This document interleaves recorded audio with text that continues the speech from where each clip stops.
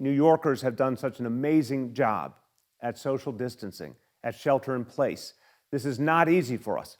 We know it. We are a warm, emotional people. We are used to being close together.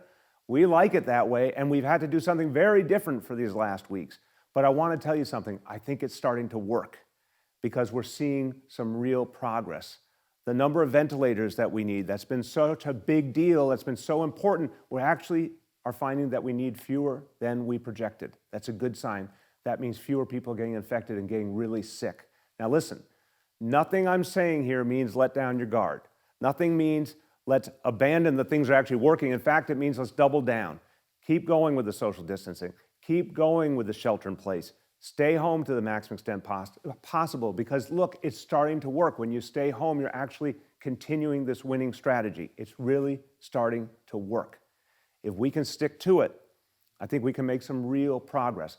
And if we don't stick to it, here's the problem. Some parts of Asia, they relaxed the rules, and guess what? The disease reasserted itself, and the number of infections shot back up. We can't let that happen here. So let's be happy we see the beginning of some progress. But let's stick to the plan, everyone. It's working. And New Yorkers, you should be proud of yourself because you've really doubled down on these important approaches. You've done everything that we've asked you to do to keep each other safe, and it's beginning to work. Now let me turn to some of the questions that we've gotten this week.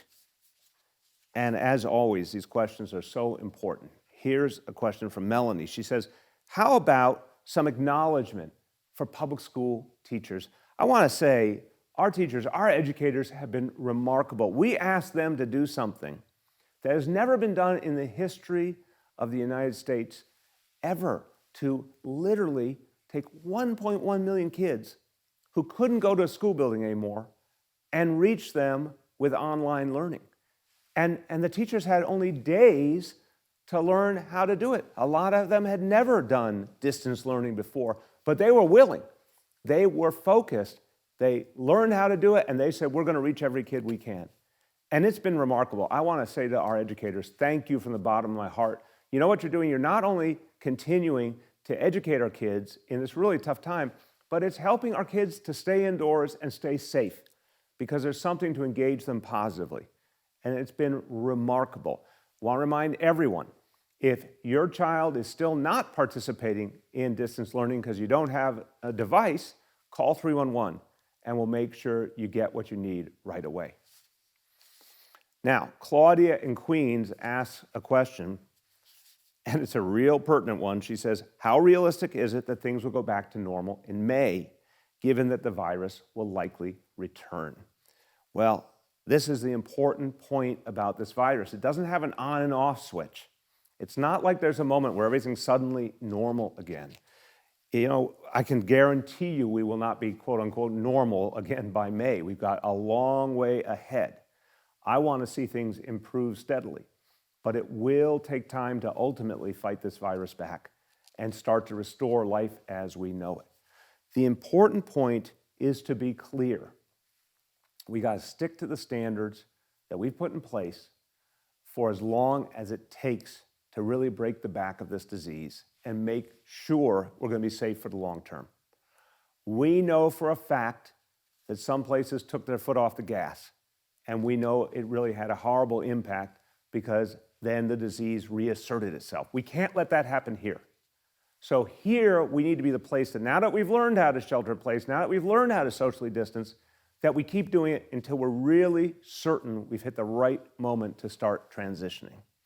So May is really soon. Let's take it one day at a time and get it right and stick to the rules that are actually working for us. Finally, Teddy in Brooklyn. So Teddy says, I'm a student with free time on my hands.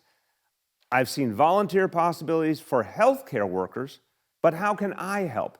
Teddy, thank you. Thank you for being willing to jump in and help out. I especially appreciate it from a young person who's looking to do more for everyone. Thank you. Here's a couple of things. If you're over 18 years old, go to nyc.gov/helpnow, and there's a variety of things you can do.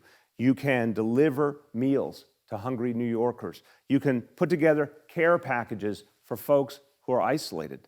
A lot of people who need the help and the support and the love.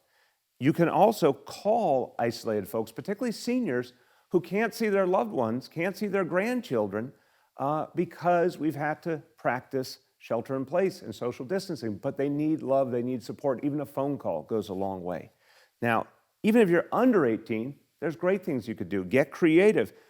Reach out to neighbors, older neighbors in your neighborhood. Give them a call, or call across to them across the street and let them know you're thinking about them. See if they need anything. See if they need something from the grocery store or the pharmacy that you can bring to them. You know, it's little things like that go a long way and really help people. You can make face coverings for your friends if they need them, so they can help make sure everyone else is being kept safe.